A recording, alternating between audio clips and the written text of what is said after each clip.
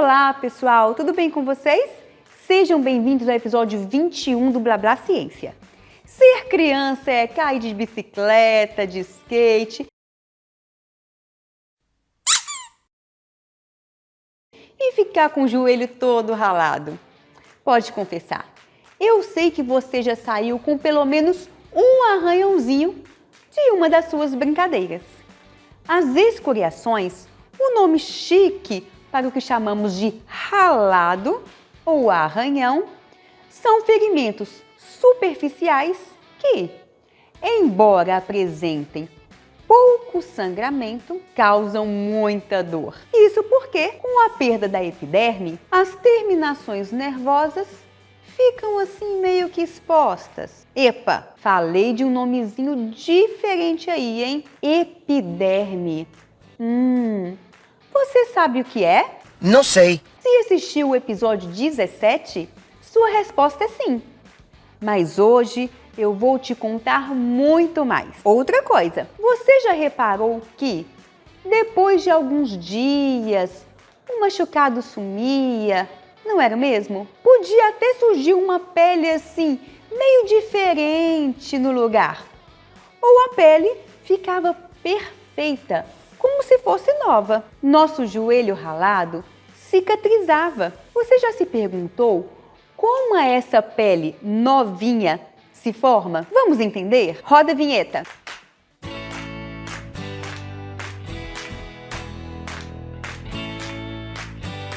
Você sabia que a pele é um órgão?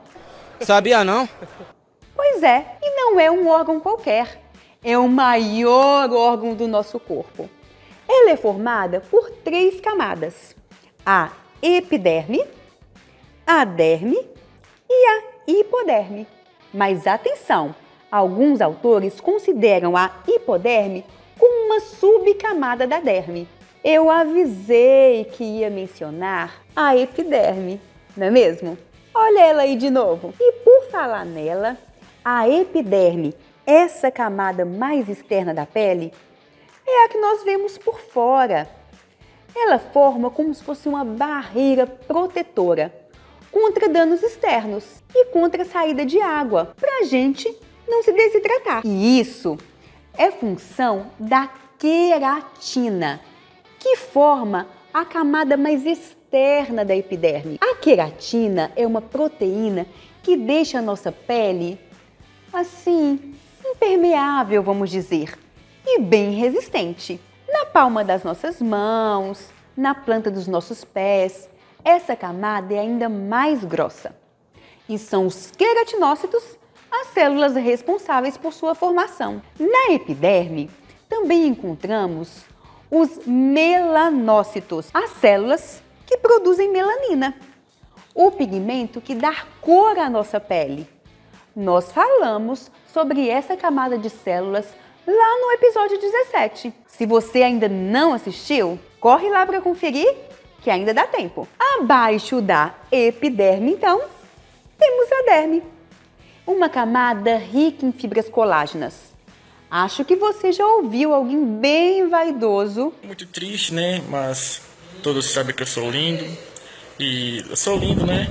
E não tenho essa beleza muito boa, os meus companheiros, mas com a minha presença em campo, né? Sabe que eu sou lindo. Dizendo que precisa de colágeno para deixar a pele bonita. O colágeno dá tonicidade e elasticidade à nossa pele. Na derme também encontramos vasos sanguíneos e terminações nervosas. E é por isso que quando temos aquele baita arranhão, há sangramento e a sensação de dor. Mais profundamente a derme está a hipoderme, formada basicamente por gordura. Você sabia que as células que armazenam gordura são chamadas de células adiposas ou adipócitos? Agora que você já sabe tudo sobre nossa pele, vamos descobrir como ela volta ao normal depois do machucado. O reparo de uma ferida pode ser feito de duas formas. Através da regeneração, quando temos um machucado mais superficial, em que apenas as células da epiderme são lesadas. E a cicatrização, quando temos um machucado mais profundo, que vai além da epiderme, podendo atingir a derme e até mesmo a hipoderme. Por exemplo, as células da epiderme têm uma alta capacidade de proliferação. E quando apenas esse tecido é lesado e as células são perdidas, as demais rapidamente proliferam e fecham o local da lesão. A pele, nesse caso, é igualzinha de antes e nem parece que algo aconteceu ali. Isso é o que chamamos de regeneração. Já a cicatrização é o nome dado ao processo de reparo em que o tecido lesado é substituído por um outro tecido. Ele envolve a regeneração de células, a formação de tecido temporário e a reconstrução do tecido. O resultado deste processo é a famosa cicatriz. Mas como a cicatriz é formada? Bem, quando levamos aquele super tombo ou quando nos cortamos, no local da ferida ocorre uma inflamação. Nós ainda teremos um episódio que vai te contar tudinho sobre isso. Mas, por enquanto, vamos pensar na inflamação como aquela sensação de dor quando nos machucamos.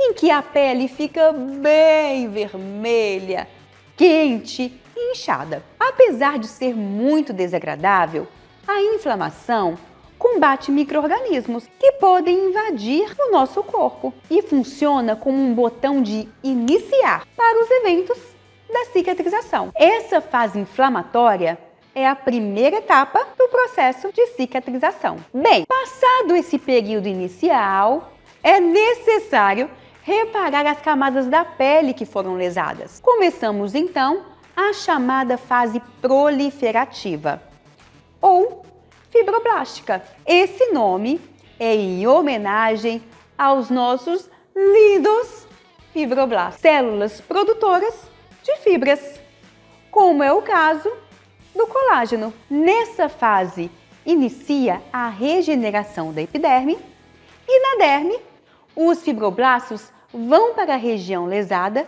e começam a proliferar. Novos vasos sanguíneos são formados e há a contração das margens da ferida, o que auxilia no fechamento do local da lesão. A cicatriz possui aspecto avermelhado ao final dessa fase. Na próxima etapa, chamada de fase de remodelamento, as novas fibras de colágeno formadas se apresentam de forma desordenada, densa e resistente. A cicatriz assume a coloração semelhante à da pele original, mas tem umas cicatrizes bem incomuns, não é mesmo? Já ouviu falar de queloide? Caso em que a deposição de colágeno é excessiva, isso ocorre porque existem fatores genéticos e individuais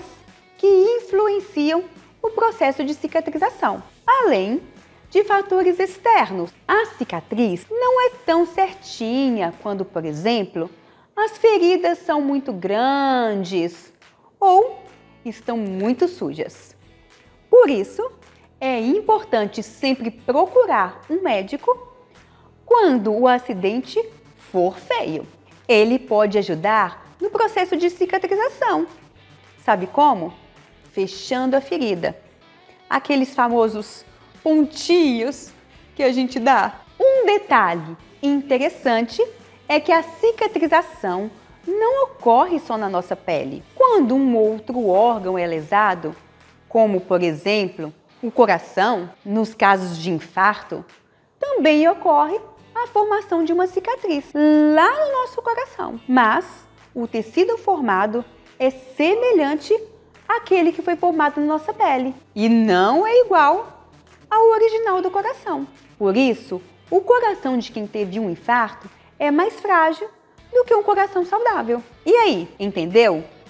Tudinho? Gostou desse vídeo? Então, manda para todo mundo entender como as nossas cicatrizes são formadas. E não esqueça de entrar no nosso Instagram para conferir mais a respeito. E a gente se vê no próximo episódio. Tchauzinho!